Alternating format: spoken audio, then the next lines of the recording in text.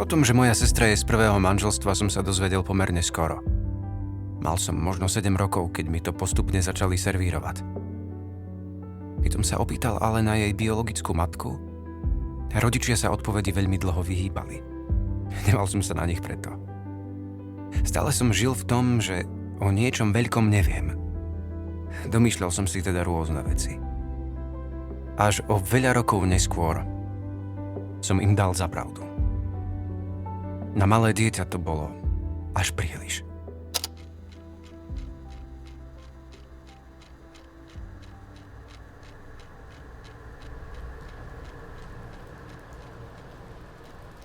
So svojou prvou ženou sa mali radi. Brali sa mladí. Vtedy to bolo normálne. Mali veľa priateľov, ktorí si zakladali rodiny. Podarilo sa im kúpiť krásny dom. Za dobrú cenu. Prekvapivo dobrú. Keď Elena, tak sa volala prvá žena môjho otca, zistila, že je tehotná, rozhodnutie padlo rýchlo. Kúpili ho a z mesta sa presťahovali na vidiek.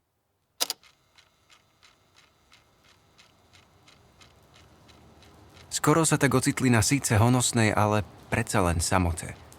Boli iba dvaja, s dieťaťom na ceste. Otec chodil každý deň do práce a ona ostávala v tom obrovskom dome úplne sama.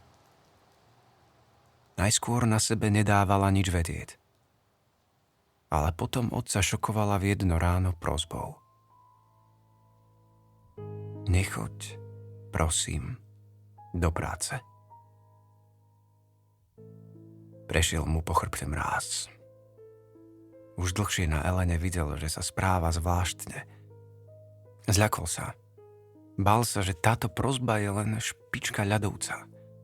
Uvedomoval si, že za ňou sú dni a dlhé noci Eleninho zatvárania sa do seba. Vtedy zistil, že Elena prvýkrát rezignovala. Boj so sebou prehrávala a nastupovalo niečo iné. Niečo, čo bolo silnejšie ako ona. Stála na prahu toho domu v dlhej nočnej košeli, z ktorej sa posledné dni už ani neprezliekala. Úplne bezradná. Otec sa v tej chvíli nezmohol na veľa, len jej povedal, že sa bude ponáhľať. Sadol do auta, naštartoval, prešiel toľko, aby Elena nevidela, že zastavil, a v tom ľadovom ráne sa v aute rozplakal. Deň pôrodu sa blížil a Elena bola na tom horšie a horšie. Keď sa ale narodila moja sestra, Elena akoby nabrala druhý dých. Snažila sa zo všetkých síl byť dobrá matka. Už v tom boli dve. Nebola sama. S kočiarikom sa pravidelne vyberala do dediny na prechádzku. Keď prišla na návštevu jej kamarátka z mesta, hovorila jej, veď je to len kúsok. V skutočnosti to boli 3 kilometre. Veľká časť z toho bola po lese. Tá kamoška vraj nemohla uveriť, že Elena takto chodí každý deň.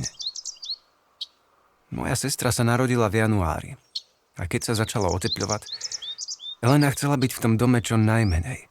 Ako som spomínal, v tom dome som bol. Išiel som sa tam pozrieť po otcovej smrti. Je to ošarpaná ruina, ale to okolie je pekné. V lete museli byť tie dlhé prechádzky naozaj krásne. Ani ten les sa v lete nezdá byť taký desivý. Leto však netrvalo večne. A s prichádzajúcimi jesennými mesiacmi sa začala meniť aj Elenina nálada. Ako by na ňu stále niečo číhalo. Zúfalo sa snažila proti tomu brániť. Kým bol otec v práci, vyvárala, piekla. Keď prišiel domov, pýtala sa na jeho deň. Rozprávala sa s ním, smiala sa. Myslím si, že zo všetkých síl chcela byť dobrá manželka a dobrá matka. Raz cez deň, keď bol otec preč, sa hrala so svojou malou dcérou. Bolo to na koberci v kuchyni. Vzala ju na ruky a chvíľu si hľadeli do očí. Usmievala sa jedna na druhú. Videla spokojnú, šťastnú detskú tvár. Ten ich vzájomný pohľad však trval o niečo dlhšie. Preto, lebo Elena si všimla, že črty tváre jej dcéry sa pomaly, veľmi pomaly začínajú meniť. Ako si hľadeli do očí, zbadala v nich strach, hrôzu. Trvalo to veľmi dlho. Po tomto momente začalo dovtedy spokojné a šťastné dieťa plakať. Nedalo sa utíšiť. Nič nepomáhalo. Trvalo to už niekoľko týždňov. Dieťa znovu preplakalo celý deň a noc predtým.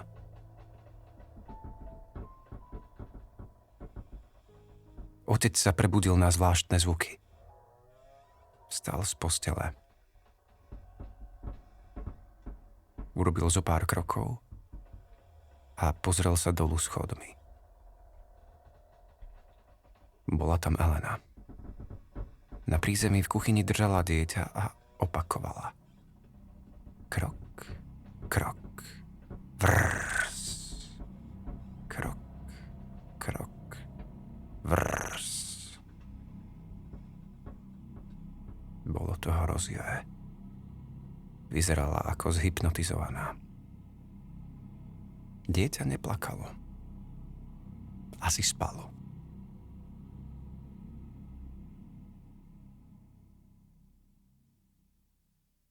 Ráno otca zase prebudil detský plač.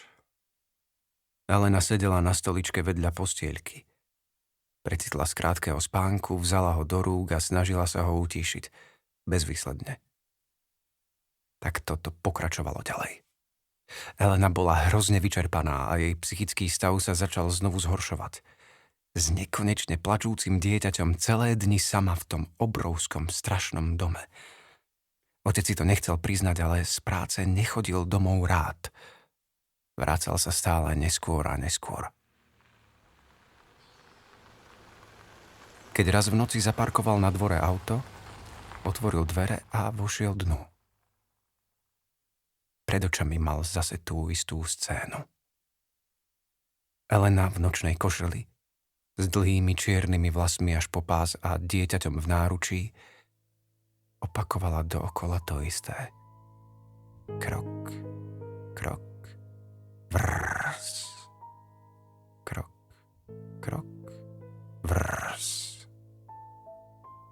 Elena, zdržal som sa. V strede vety si ale uvedomil, že jeho žena ho vôbec nevníma. Len ako v hypnóze opakovala. Krok, krok, vrrs. Nevedel, čo si má počať.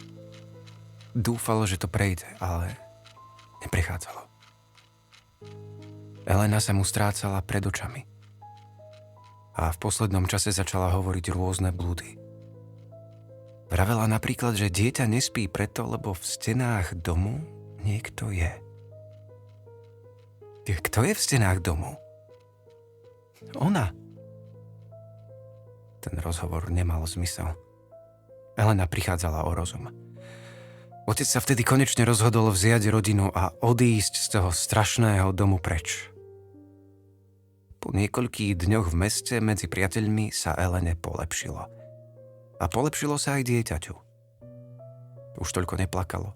Spalo celé noci a jeho rodičia sa rozhodli, že dom predajú a kúpia na začiatok menší byt v meste. Elena bola šťastná.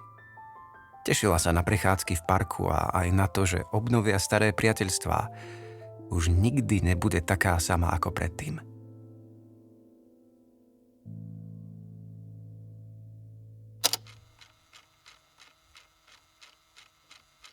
V kaviarni ju môj otec držal za ruku a ospravedlňoval sa, že jej pomáhal tak málo. Bol odhodlaný všetko napraviť. Pomôcť jej. Dostať sa cez to, čo jej spôsobili dlhé besenné noci a nekonečné chvíle samoty.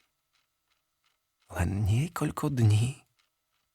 Vrátia sa už iba na niekoľko dní. Zariadi v práci, čo je potrebné, dá výpoveď a sťahujú sa naspäť do mesta. Elena ten dom nechcela už ani vidieť. Ale predstava toho, ako im potom bude spolu dobre, ju presvedčila. Nakoniec teda súhlasila. Už len niekoľko dní. Zatiaľ, čo v meste už bola jar, čím viac sa k tomu domu približovali, tým viac snežilo a fúkalo. Keď došli, premkla ich úzkosť. Už len niekoľko dní.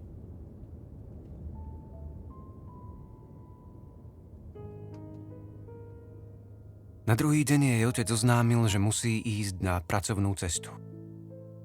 Bude to jedna noc a keď sa vrátim, odchádzame. Nebudeme tu už ani minútu. Keď odchádzal, Elena ho chytila za ruku. Povedala mu: prosím, nechoď. Pozerala sa na neho pohľadom plným hrôzy. Otec prehltol. Neboj sa, čoskoro som naspäť, vieš. Vieš čo, nebudem tam spať. Poviem im, že sa potrebujem vrátiť. Prídem v noci a ráno sa zobudíš vedľa mňa. Tieto slová jej už hovoril od auta. Nevedel si pomôcť, musel odísť. Svoj sľub nedodržal. Na druhý deň po ceste domov kúpil kyticu. Zaparkoval auto a otvoril dvere na dome. Z poschodia začul detský plač. Elena, som doma! Nikto neodpovedal. Vybehol do spálne. Ako prvé uvidel plačúce dieťa v postieľke. Rozbehol sa k nemu. Potom však ostal stáť. Na posteli uvidel ležiacu Elenu. Bola mŕtva.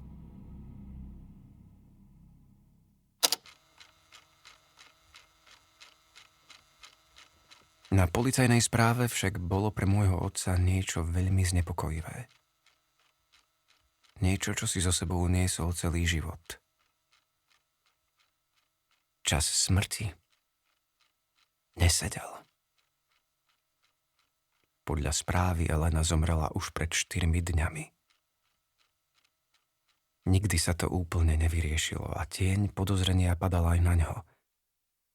No pred 4 dňami boli dokázateľne v meste s priateľmi. Strávili s nimi celý deň a potom išli domov. Po niekoľkých dňoch výsluchov otca pre nedostatok dôkazov prepustili. Nemal kam inam ísť a tak išiel do toho domu. V noci ho z ľahkého spánku prebudil šramot.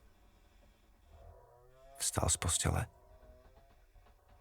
a pri pohľade do kuchyne ho ochromila hrôza. Uvidel Elenu. Krok, krok, vrs. Krok, krok, vrs. Podišiel k nej. Nevnímala ho. Vchodové dvere sa pootvorili. Keď vyšiel von, na stene uvidel niečo, čo pripomínalo ľudskú postavu. Plazila sa po stene ako had a úprene pritom na neho hľadela. Prebral sa. S trasúcimi sa rukami naštartoval auto a odišiel. V tú noc spal v moteli. A do toho domu sa už nikdy nevrátil.